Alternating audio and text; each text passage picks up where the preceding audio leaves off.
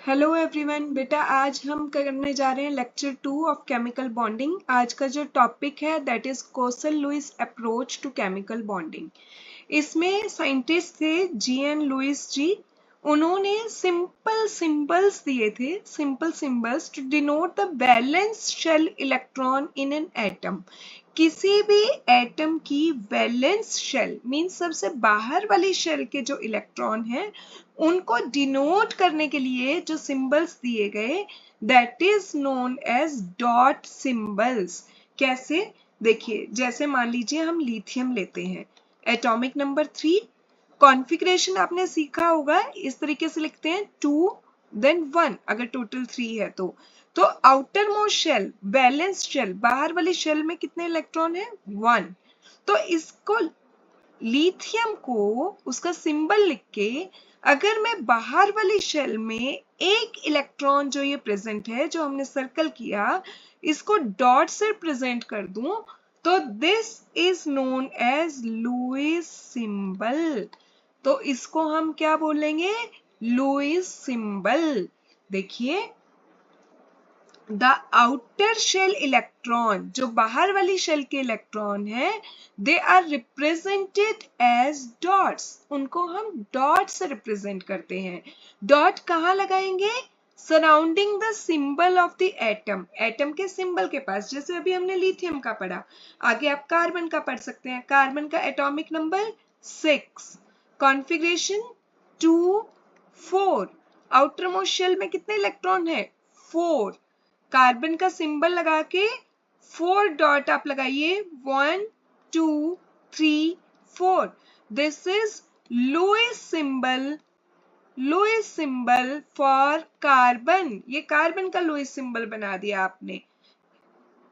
These symbols, ये जो हमने सिंबल बनाए ना बेटा, they are also known as Lewis dot symbol। इनको हम लुईस डॉट सिंबल भी बोलते हैं, इनको हम लुईस सिंबल भी बोलते हैं, या इनको हम इलेक्ट्रॉन डॉट सिंबल भी बोलते हैं। इन सिंबल्स में अगर आपने ध्यान दिया हो तो we ignore inner shell electron. अंदर वाली शेल में जैसे लिथियम था तो टोटल एटॉमिक नंबर 3, अंदर वाली शेल में 2 इलेक्ट्रॉन, बाहर वाली शेल में 1 इलेक्ट्रॉन। ये जो अंदर वाली शेल के इलेक्ट्रॉन थे क्रॉस, इनको हमने इग्नोर किया, इनको हमने नहीं दिखाया स्ट्रक्चर में। सिर्फ हम बाहर वाली शेल के इलेक्ट्रॉन्स को दिखाते हैं जब भी हम लुईस सिंबल रिप्रेजेंट करते हैं। तो अब देखिए इसके बेस पे क्वेश्चन कैसे आ सकता है एग्जाम में। पहले तो हम कुछ एग्जाम्पल कर लें। जैसे लिथियम का भी हमने बताया कि एक डॉट लगा देंगे। उसके बाद बेटा नेक्स्ट अगर आप बात करेंगे बेरिलियम की, तो एटॉमिक नंबर 4, कॉन्फ़िगरेशन 2, बाहर वाली शेल में 2, इनर वाली शेल के इग्नोर, बाहर वाली शेल के 2 इलेक्ट्रॉन हमने 2 डॉट से दिखाने हैं, तो बेरिलियम के 2 डॉट लगा दीजिए। ये बन गया लुईस सिंबल ऑफ बेरिलियम। उसके बाद बोरोन की बात करें, atomic number 5, 2, outer most shell में 3, अंदर वाले इग्नोर करने हैं, बाहर वाली शेल में बोरोन में 3 इलेक्ट्रॉन है, 3 डॉट दिखा दीजिए, 1 2 3। ऐसे ही नाइट्रोजन पे आऊं, 7, कॉन्फ़िगरेशन 2 5, अंदर वाले इग्नोर, बाहर वाली शेल में 5, नाइट्रोजन लिख के 5 डॉट लगाइए, 1 2 3 4 5। ये आ गया आपका Lewis dot symbol of nitrogen. अब देखिए क्वेश्चन कैसे आएगा। ड्रॉ द लुईस डॉट, ये कहता है आपको structure of carbon monoxide molecule. Carbon monoxide का आप लुईस डॉट स्ट्रक्चर बना के दिखाइए। तो बेटा इसमें ना स्टेप बाय स्टेप चलते हैं हम थोड़ा सा। देखिए, सबसे पहले फर्स्ट स्टेप में आपने क्या करना है, calculate the total number of valence electron in CO, carbon monoxide में। अब कार्बन का एटॉमिक नंबर देखिए, मैं पहले लिख के दिखाती हूँ। कार्बन एटॉमिक नंबर होता है 6, ये बॉटम में लिख दिया मैंने। कॉन्फ़िगरेशन होता है 2 4, आउटर मोस्ट शेल में कितने इलेक्ट्रॉन है? 4। ऐसे ही अगर ऑक्सीजन की बात करूं, एटॉमिक नंबर 8, कॉन्फ़िगरेशन 2 6, बाहर वाली शेल में कितने इलेक्ट्रॉन है? 6। तो वैलेंस इलेक्ट्रॉन, बाहर वाली शेल के इलेक्ट्रॉन्स को ऐड ऑन कर दीजिए। 4 + 6 कितने हो गए? 10। तो टोटल वैलेंस इलेक्ट्रॉन कितने हैं कार्बन मोनोऑक्साइड में? 10। ठीक है, पहले स्टेप में हमने ये करना है। अब जो हमारा मॉलिक्यूल है कार्बन मोनोऑक्साइड, उसका आप सेकंड स्टेप में स्केलेटल फॉर्मूला लिख लीजिए। एक आपके पास है कार्बन, एक आपके पास है ऑक्सीजन। अब हमारे पास वैलेंस इलेक्ट्रॉन कितने हैं? 10 इलेक्ट्रॉन, जिसको हमने इस तरीके से अरेंज करना है कि कार्बन का भी ऑक्टेट पूरा हो जाए और ऑक्सीजन का भी ऑक्टेट पूरा हो जाए। ऑक्टेट मींस दोनों की बाहर वाली शेल में चाहे शेयरिंग के बाद हो 8 इलेक्ट्रॉन्स होने चाहिए। ठीक है, चाहे ये शेयर करके बना रहे हो। तो पहले तो हम ना शेयरिंग ही करा देते हैं इनके बीच में। देखिए कार्बन का अगर मैं आपको वैसे जनरली बताऊं, अगर आप नॉर्मल बनाएंगे तो अगर आपने इस तरीके से बना दिया, कार्बन के 4 इलेक्ट्रॉन थे, लीजिए। ऑक्सीजन के कितने थे? 6 इलेक्ट्रॉन थे, 1 2 3 4 5 6।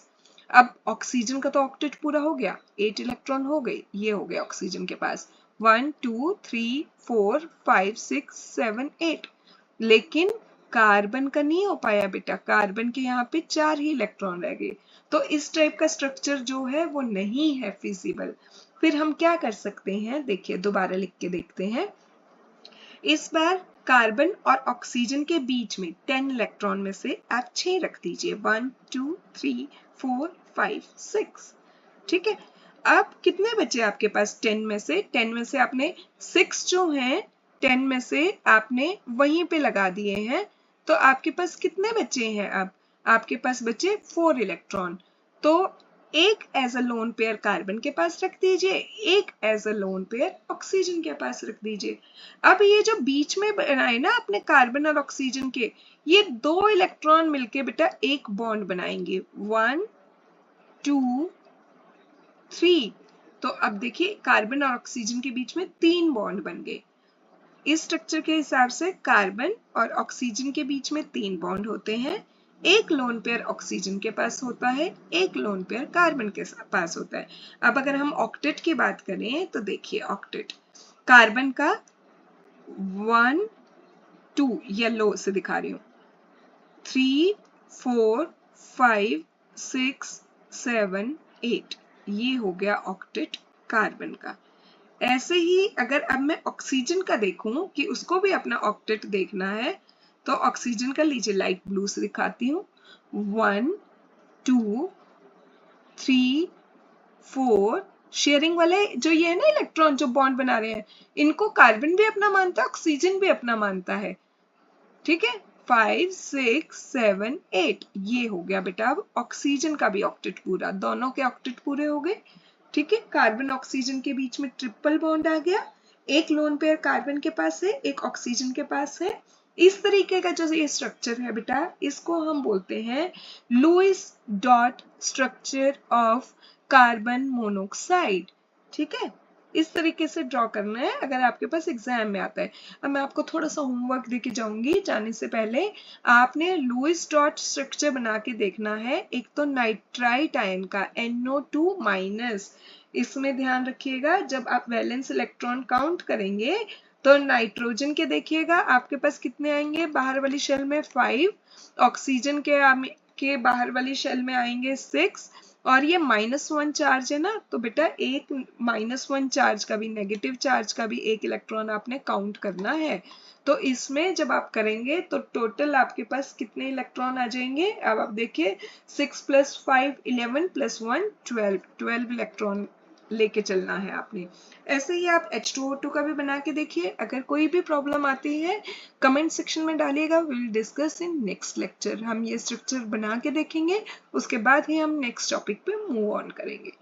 Have a very good day ahead, take care. Hopefully आपको ये टॉपिक समझ आया होगा। कोई भी डाउट हो कमेंट सेक्शन में डालिएगा प्लीज।